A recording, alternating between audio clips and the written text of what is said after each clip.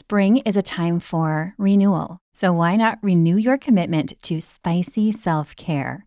Prioritizing your pleasure can be a powerful way to boost your sexual wellness and your emotional well-being. To upgrade your toy collection or get started with your first, visit the Pleasure Chest to browse new arrivals in silicone vibrators, luxury lubricants, suction dildos, and more.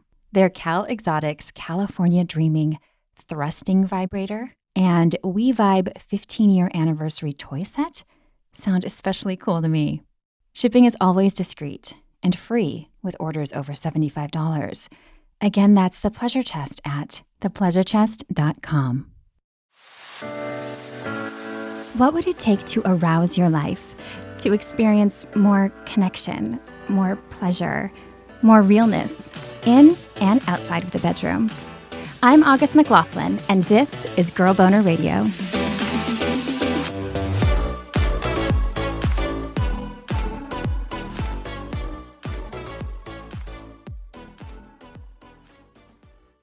You're welcome to call me Jennifer or Jen. I live in Florida, born and raised, and I am out in the country. Just went from a city girl to a country girl roughly 3 years ago. Oh, that's so cool. I love that.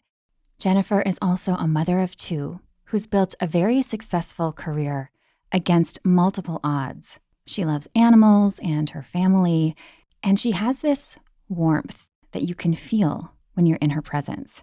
I also find her deeply generous. She chose to share her story of infidelity with us from the stance of someone who strayed, so that others can benefit. I was so moved by her openness and honesty and her willingness to share her experiences. Betrayals can be deeply painful from all sides, and they're often rife with shame, judgment from others, and isolating silence. So I join Jennifer in her hope that by hearing her story, those of you who relate in some way will feel supported. Regardless, I think most of us can stand to gain some understanding and compassion around the topics you'll hear about, which include childhood trauma as well.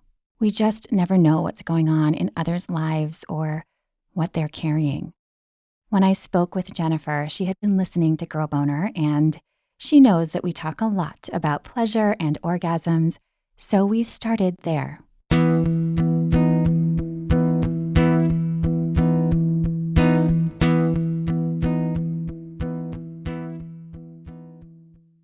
I was extremely sexually active all through my very early teenage years and did not actually have my first orgasm until I met my husband. I thought that I knew what it was. I thought that I was having one simply because I was just wet, but did not learn until I actually had one that I was missing out. Way back in the day, I remember late at night, I would turn on, I called it the snowy channels, where, it wasn't a channel that we were paying for, but you could hear. I could tell by the audio that it was sexual content. And I would sit up late at night and just listen to that. I knew that I was turned on. Listening to it, I would hear the girls say things like, "I'm coming," and I would just hear her moaning. And so I just kind of really wasn't sure, I guess, completely what an orgasm was, but just thought it was a moment of, feeling really good. And that's why you would hear the extreme moaning. But outside of that, I don't recall having any sex ed class. So then obviously when you experienced an orgasm, it was a very obvious shift from that. What was that like for you as far as that realization? Were you just excited? Did you feel a little ripped off because you didn't know yet? Definitely excited to the point where I remember I kept saying it over and over again to my husband, "Oh my God, I actually just had my first orgasm." And he was like, "Well, are you serious?" So he was just surprised. And I'm sure it made him feel good, obviously, to know the amount of sexual partners I had before him and that he was the first one to actually do it for me. Hindsight looking back, there was no true, genuine feelings for the men that I was with prior to him. It was more enjoying the attention and not a true intimate connection. So I think that played a part as well. Jennifer was just starting her young adult life when she met her would-be husband, Adam. He was my best friend's boyfriend. My very first time meeting him, I was with her, and we had just left high school together, and she brought me to his work. He worked at a tire store, and she, introduced me, and there was nothing immediately. Obviously, he was taken, and she was my very good friend, and so it never even crossed my mind my initial time meeting him. And then through hanging out together a lot, catching a glimpse from across the room, and very quickly just developing feelings. I was attracted to him, and while his girlfriend slash my very good friend was at work, we really started to flirt. Jennifer's attraction to Adam surprised her. I was very much a city girl, and he was very much a country boy, complete opposite of what I ever would have imagined myself even being interested in. One day, he invited her out into the woods. I know that sounds odd, but in our small town, that's what the country boys did. They had the trucks with the big mud tires, and they would go out to the woods and, go through the mud. And that was just the thing. I made fun of the fact that that was what they did for fun. And I was like, that's so weird. Like, he's just like, you don't know what you're missing. Come on, I'll take you out there and show you. Of course, I did have a really good time. At the time, they were still friends who flirted with each other. Then, a couple of weeks later, they spoke openly about their feelings for each other for the first time. At the time, Adam was still seeing her friend. Obviously, I felt really bad because she was my good friend. He was not happy with her. They fought all the time. Adam ended that relationship. Shortly after, Jennifer moved in with him. They then had 2 kids within 3 years, a son and then a daughter. Not long after, the couple said their I do's. What was your wedding like? It was amazing. I was very much one of those brides that got wrapped up in the wanting the big wedding, and we spent way too much money on it. We got married in a church, but it was beautiful. We had all of our close friends and family. We had probably about 150 people there. It was everything I wanted and more, that's for sure. 5 or 6 years into the marriage, Jennifer had an affair. During that time, I had transitioned from a job that I had had for 8 years. My very first, what I would refer to as real world job, was my first job in caregiving. Basically grew up there, had kids, got married while I was employed there. And then I transitioned into working in senior living, went up the ladder pretty quick. Jennifer put her all into her work, and she was proud of all she had accomplished, especially given the environment she grew up in, surrounded by addiction and financial instability. Among her peers, teen pregnancy ran rampant, and she really had no role models for a career.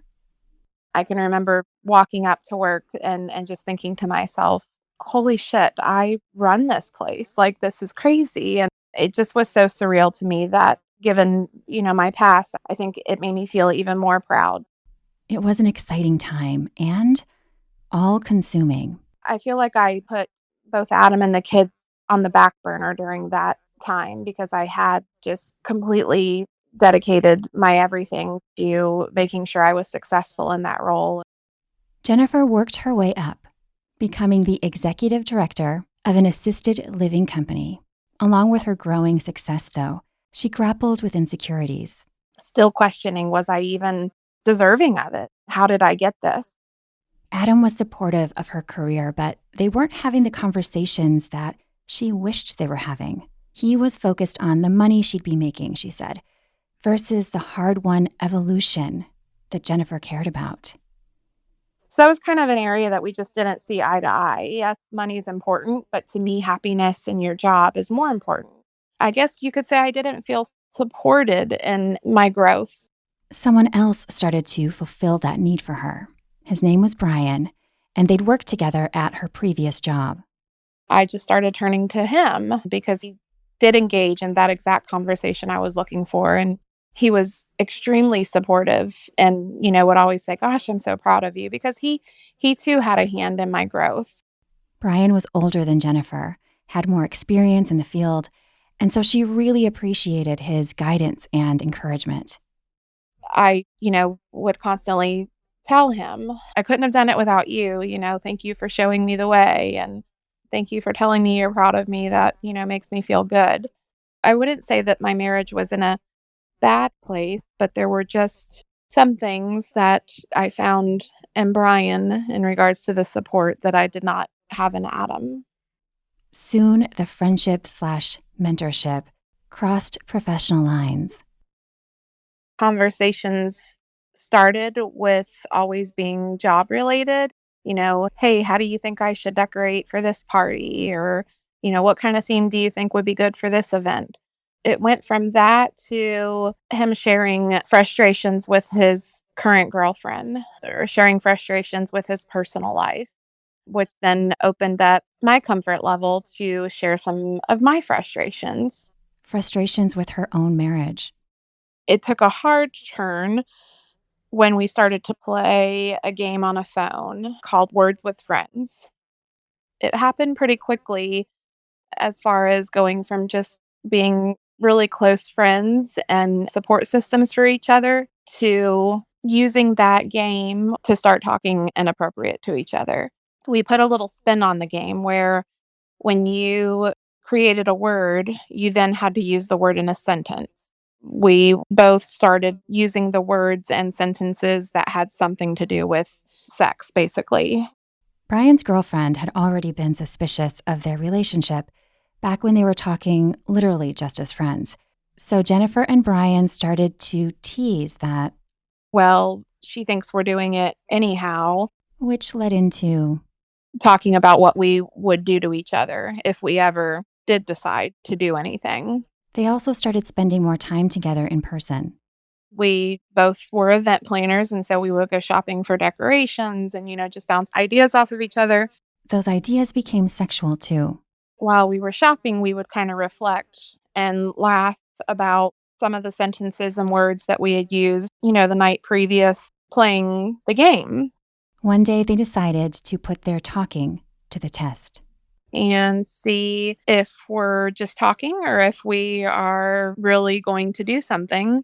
We made a plan that we were going to go shopping, and after the shopping, we were going to the hotel room, and we both agreed that it was going to be nothing more than just sex.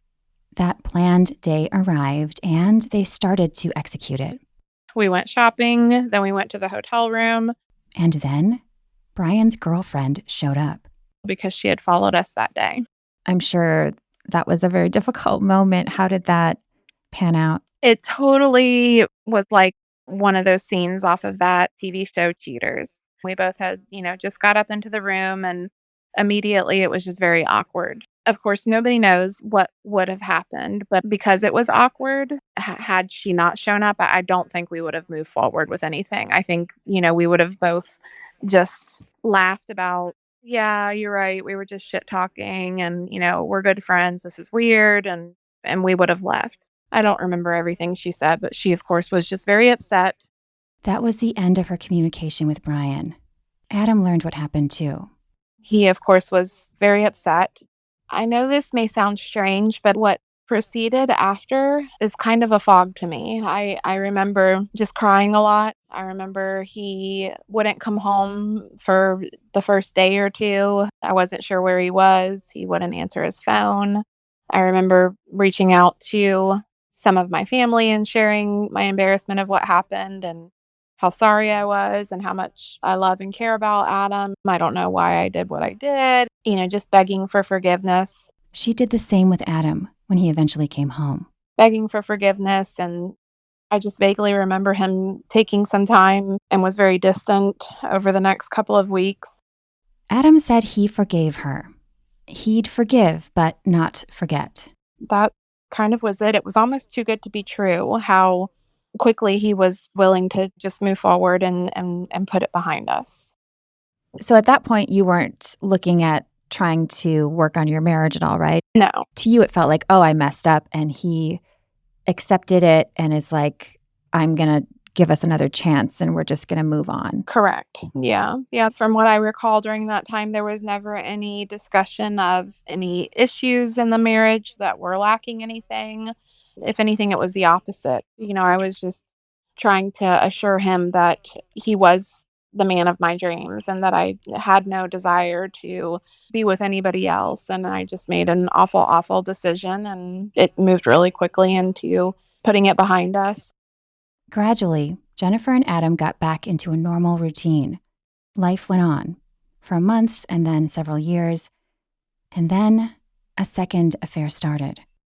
It was a gentleman that I had a relationship with prior when I was very, very young, 13 to be exact. And he was 20 years older than me. His name was James. We'll get to that age difference and what it meant about their dynamic and for Jennifer later.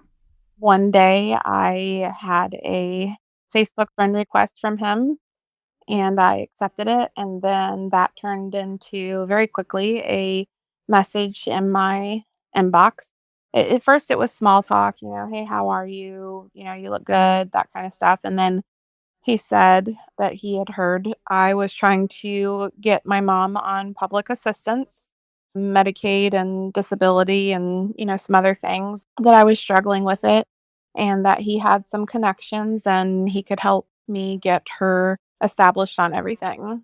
And he was bragging that he was on Medicaid and disability. And, I remember messaging back and forth saying, how in the world are you on that stuff? You don't even qualify. And that's when he was just like, I'm telling you, I've got the connections.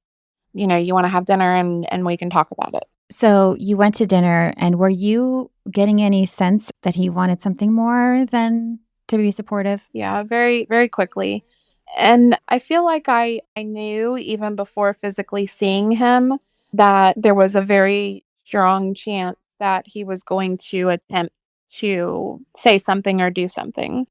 I was looking at it as an opportunity to almost rub in his face what a great quality of life I had, because he hurt my feelings when I was younger. Back then, at the age of 13, you don't know what love is, but I thought that I loved him and he just dropped me.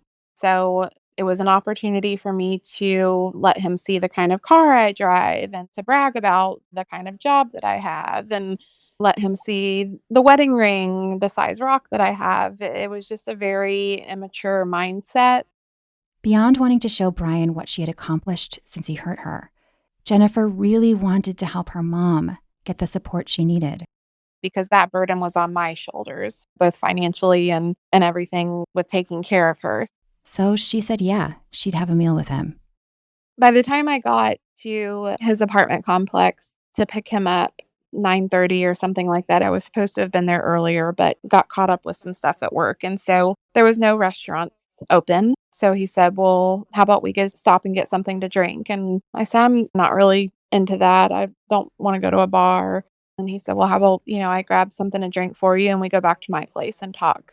And that's when I knew. I was just like, yeah, this is definitely not going to go well. And I just remembered talking to myself, well, you have the ability to not let anything happen, just it's going to be fine. So we went to a liquor store. He went inside and grabbed some alcohol and then went back to his place and went inside. I remember sitting on his couch and he said something along the lines of, why are you so stiff? I'm not going to hurt you. And I was just like, I'm fine. New place. I've never been here. I don't know. I guess I'm just a little nervous. Then, he sat next to me and we talked a little bit about his ability to help get my mom on some assistance. And I was excited to talk through that. And then he put his hand on my leg and it was just instant, almost, I felt loss of control. Her body remembered his touch. It was like it pulled her back into her childhood when she was 13 and going through complicated emotions. Like just the excitement of somebody who I longed for his attention. I remember staying up late into the night waiting for him to return my page. Back then we had pagers and I would page him and just wait for him to call me back. All of those butterflies came back very, very quickly just by him putting his hand on my leg. Very quickly went into kissing, and next thing I know, we're on the bed having sex. It was very quick. It was very non-satisfying for me. I immediately just was mad at myself. Like, why the hell did you just do that? What are you thinking? But she had to keep the connection, she told herself. I got to get mom on the assistance she needs. It's drowning me, it's weighing on my shoulders. And so I've got to at least get that. Before the night was done, James gave her information for her mom that seemed pretty helpful for that. So I left there with the mindset of, I've just made a horrible, horrible choice, but nobody knows that I've done it but me. I'm just going to pretend it didn't happen, get what I need from James, and then be done with it. And I'm not hurting anybody, so it's going to be fine. That's the mindset I had on night one. Soon, things only got more complex. What can you share about the depth of how far the affair went? Mostly it was about 2 nights a week that I would see him. It went on for 2 months, and I totally just played it on work. I continuously made the excuse that I was working, that I needed to go out of town to one of my other communities for work. That was not out of the normal, and so I didn't feel like there was any reason for there to be any red flag for Adam to question anything. It was just too easy. He didn't question anything. When I would go and see him, we would do things like go to dinner or play and have fun. We went to the movies a couple times. We would go shopping, go walk the beach, all the things that I didn't do with Adam. There was a lot of sex involved. And again, none of it was satisfactory for me. And I think the main reason for that is because there was just a lot of guilt involved in the actual action. Like I would get wrapped up in the fun when we were walking the beach or shopping or out to eat laughing. He made her feel good mentally, she said, at least when they weren't having sex. Because he's very protective. And I like that. Adam is not at all that kind of guy. He was constantly telling me that I was pretty and how good I looked in my business clothes. Also, unlike Adam, mixed emotions and all, she still figured that she could enjoy those things until the affair ended. I knew there was not going to be any long-term relationship. That was never what I wanted. I just kept telling myself, I'm going to do what I have to do to get what I need from my mom and then cut things off. At least that was the plan. Instead, Adam found out about the affair. I had a work meeting that I was flying out of town for, and James wanted to go. At first, I was just like, no, it's work related. I'm not going to have time to entertain you. And he was just, that's okay. As long as I can be with you at night, I don't care. I was just like, you're crazy. No, I'm not taking you. No. And he begged, kept saying, I just want to be there to lay with you at night. So I booked him a flight to join me. By that point, unbeknownst to Jennifer, Adam was getting suspicious. He started noticing that I was gone a lot. Things just started to not add up to him. So he started to just, pay attention a little bit more to where I was saying I was going. And he could tell that I had become distant with him with the red flags. He just started to, watch things a little closer. And he had got into my iPad and decided to do some research. And that's when he looked in my Gmail and found some things that solidified what he was questioning. Adam knew she was cheating on him, for sure. And then when he saw the flight tickets, he knew for sure who it was. Jennifer was just about to leave for that trip when Adam approached her. And he was actually helping me put the luggage in my car. And I went to give him a hug and a kiss goodbye. And he said, I hope you and James have a good trip together. And I just stopped dead in my tracks and said, excuse me. And he was just like, I know, Jennifer. And he said, enjoy your trip. And when you get back, be ready to talk about how we're going to split everything up. And he was just very monotone. Like there was no anger in his voice. There was no emotions involved. It was just very eerie. I just started to cry and he walked away. I remained outside, just standing there thinking, oh my God, what have I done? I just was so upset with myself. She followed Adam back inside. At that point, I could tell he was then emotional. I could tell that he, was crying. And I, of course, was crying really bad as well and just was begging for forgiveness. And he was not entertaining any of it. Absolutely not, she recalls him saying. I've done nothing to deserve this. I can't believe we're here again. He had just started to fully trust Jennifer again after everything with Brian. Once the shock settled some, Adam seemed more hopeful.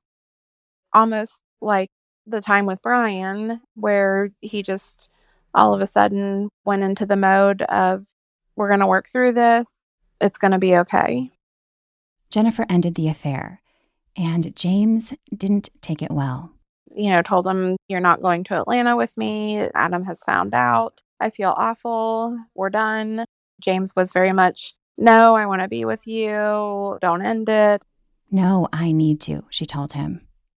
Adam is who I want to be with. I'm sorry I've done this. The road ends here. Then she went on the work trip alone.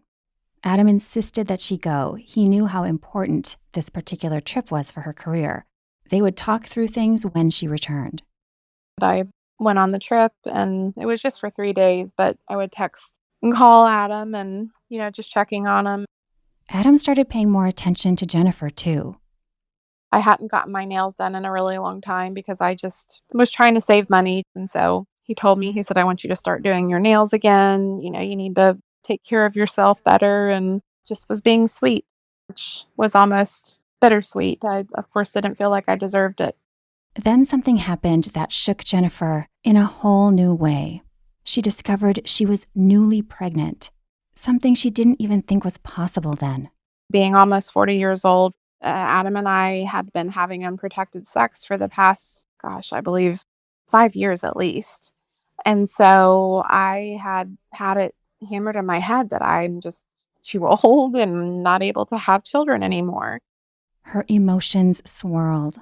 I was scared. I was scared that Adam was going to not be able to get past things the way he was with Brian, because this time there was sex. There was a lot of sex and more deeper stuff with this affair. And so I, in the back of my mind, kept thinking he's going to come to the realization that he's married to a whore who can't seem to be loyal, and he's going to leave me.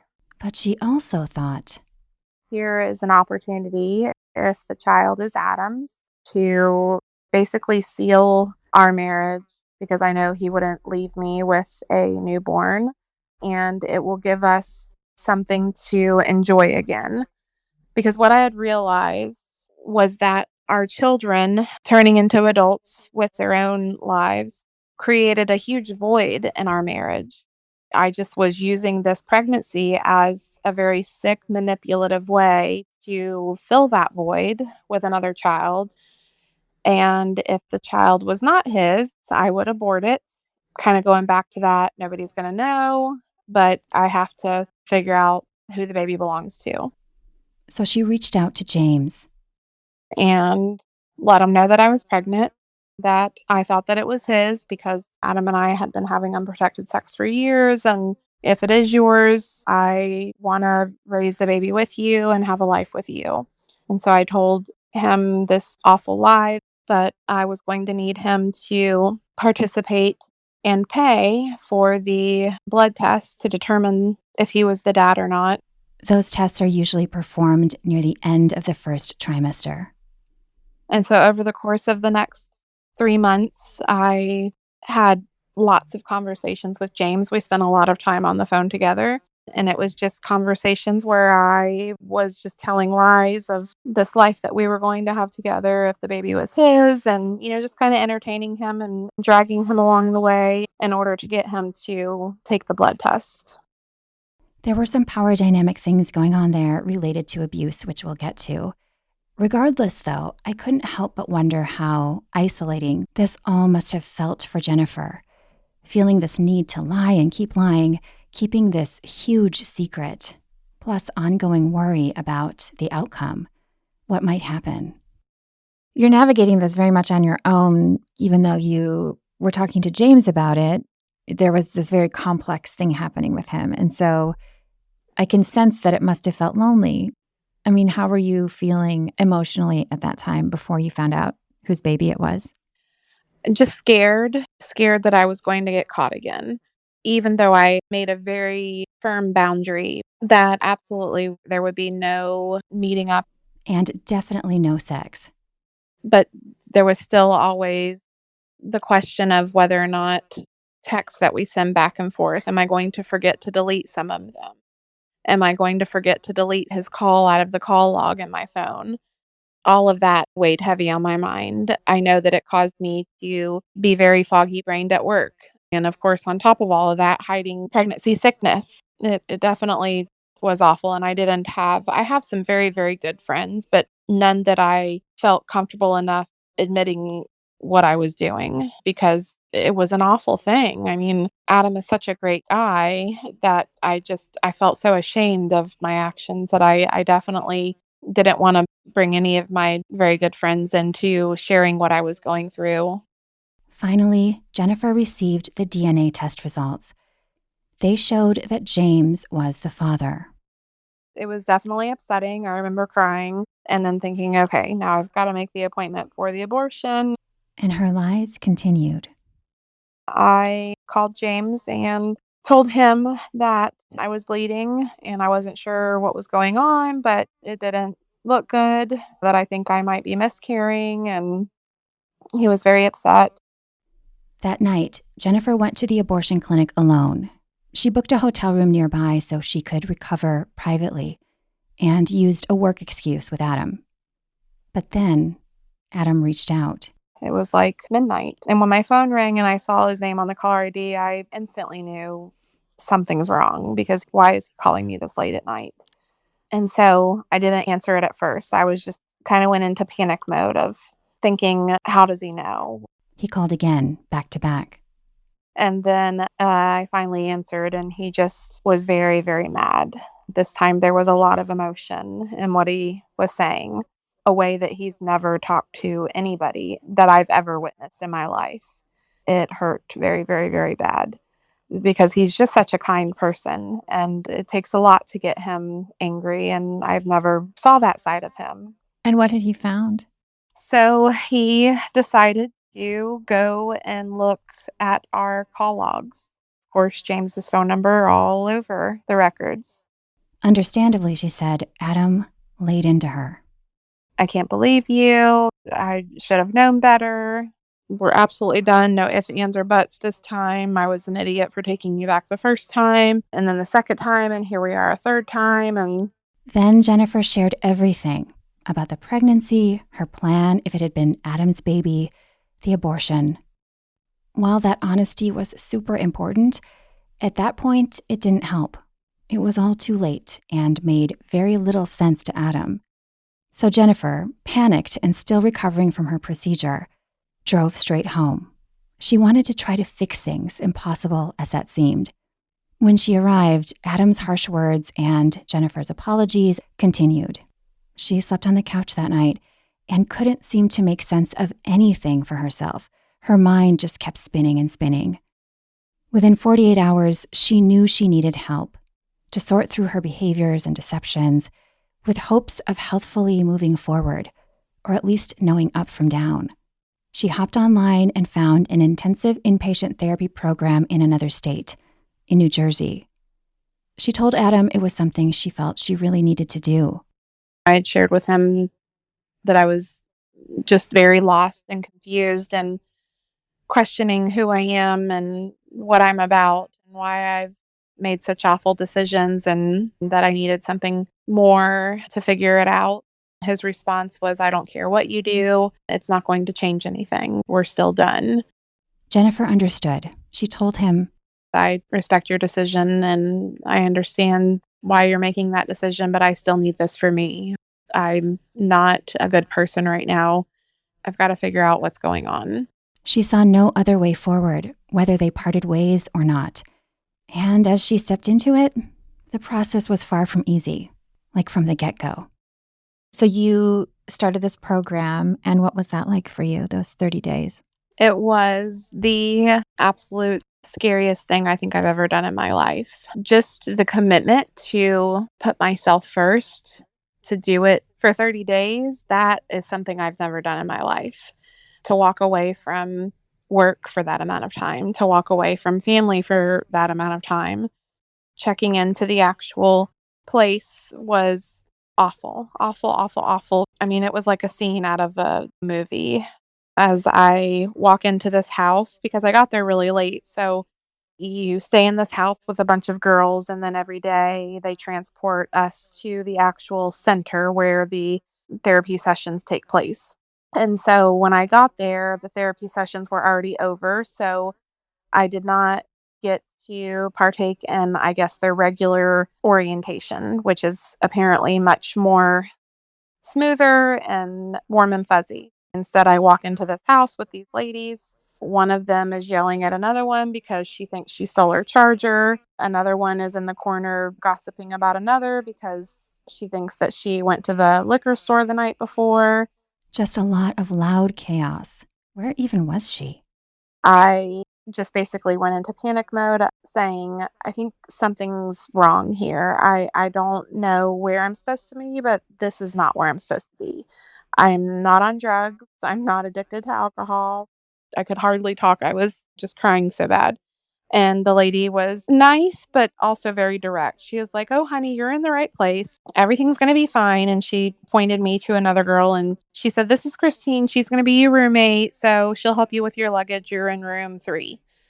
And I was just like, "Oh my gosh, like, how do I get an Uber out Mm. of here? This is awful." Oh, no. So I go upstairs, and thankfully, Christine, my roommate, was very, very, very kind. And she embraced me with a big hug. And she's like, "Oh, honey, don't worry about those girls. You're in the right place. You're going to be fine." The next morning, she had the full orientation and felt much better. Then the therapy session started, and Jennifer was determined. Just gave it my everything. And when I say I gave it my everything, August, I poured my heart and soul into what I was there for. That's tremendous. And you had some major epiphanies about your childhood. Would you share how that came about and kind of the moment that you realized a connection? Yeah. Um, oh, sorry, I got a little emotional there. Oh, that's okay. Take your time. Yeah, if you need a break or some water, feel free to. As you might have guessed, Jennifer ended up exploring a very dark time in her life. But that is not where she thought therapy would lead, and it definitely didn't start there. Probably the first couple of days, I was focused on trying to fix my marriage. After the therapy sessions, we would all go back to the house at like 4:30 or so, and I would just spend the rest of the evening in my bed calling and texting whoever would listen to me that Adam and I are meant to be together. I've got to fix this. What is he saying? What is he doing? It wasn't until after the first couple of days that I finally came to the realization that that's not why I went there. And I needed to focus on myself and figuring out who I am and what was the void in my life. These god awful choices being made repeatedly, and I'm putting such an amazing guy down in the dirt. I've got to put him on the back burner, as crazy as that is, but I have to put him on the back burner and I have to do what I came here to do, and that's work on myself. And that's when some things really started to basically uncover themselves. And so many of the topics in the group therapy sessions and even in the individual therapy were about childhood trauma. Childhood trauma, like, that was the huge focus. And I can remember, talking about I'm a survivor and I beat the statistics, and everything says that, I should have been knocked up at an early age, and to have, some sort of an addiction, and, an empty career life, and, I beat the odds. Quickly, Jennifer started to see that, while yeah, she had survived a lot, she had been victimized too. And she was still dealing with so many effects of unprocessed trauma. I was just really good at putting on, I don't want to say a show because it's not like my life was fake, but allowing myself to think, because I had so many good things going on, that that was signs of being a survivor, when really I was just pushing down the childhood trauma stuff and not dealing with it because I didn't think there was anything to deal with. Mm. And what do you want to share, if anything, about you'd called it a relationship with James when you were 13? Is there anything you'd like to share about what actually happened and kind of what you realized? Um it was it was sick. It was wrong. It was not okay. Any individual that seeks any type of sexual relationship with somebody of that age is a sick person. They have their own issues that they need to uncover. Maybe they have childhood trauma. Maybe they too were a victim of some sort of sexual abuse at a young age. But it doesn't matter how mature you are or how mature you think you are. A 13-year-old child has no business being involved in any kind of sexual relationship with anybody, but especially not somebody of 20 years older. I thought I was so mature for my age. I just didn't see the problem.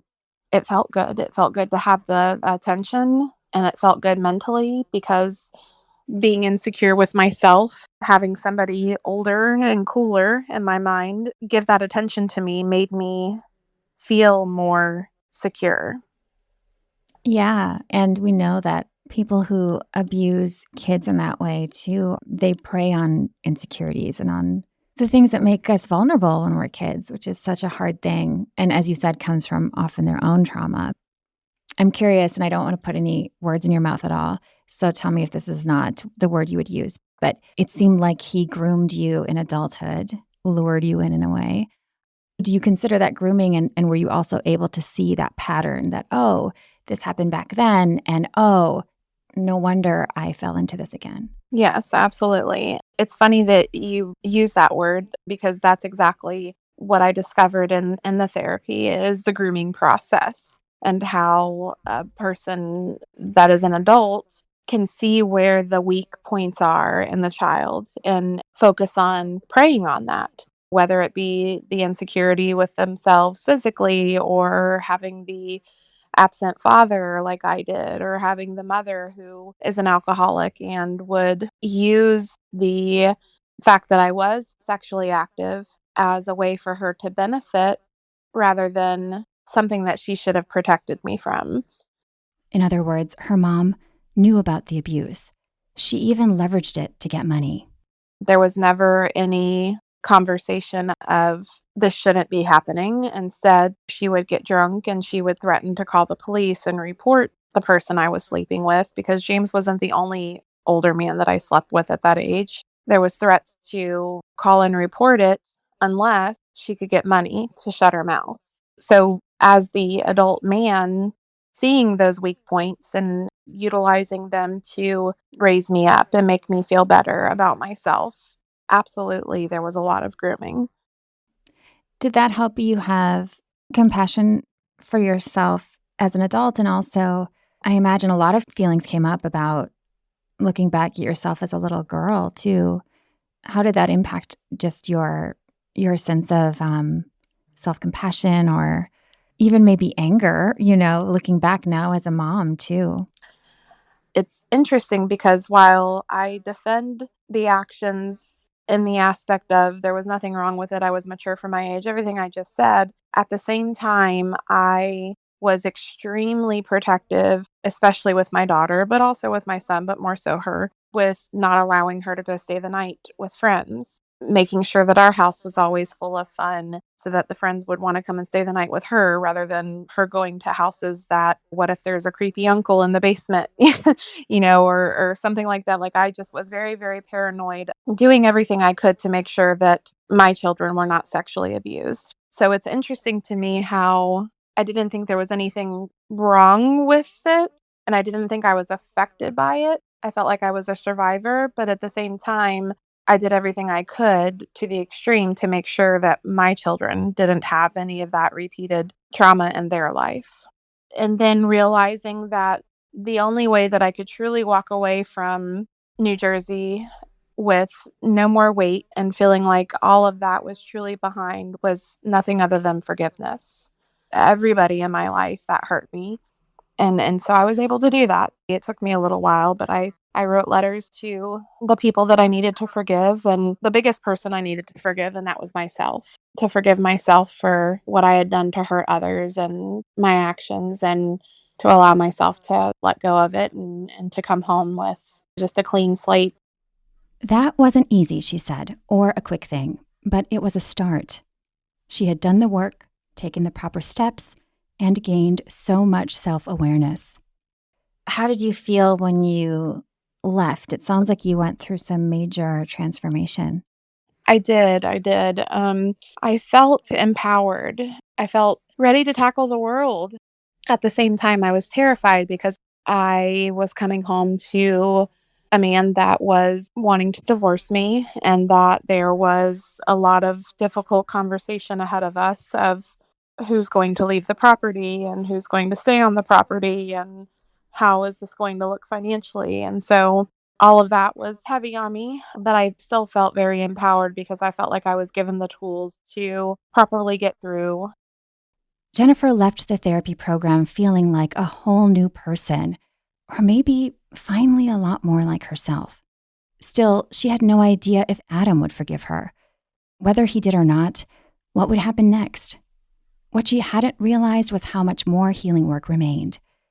That's what you'll hear about next time on Girl Boner Radio, in part 2 of Jennifer's story. You'll also hear from a therapist who played a major role in this story and its outcome.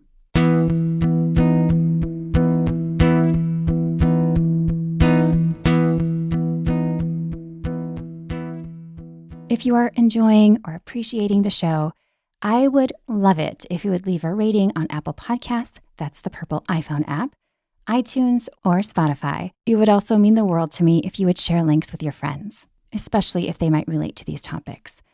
Thank you so much for listening.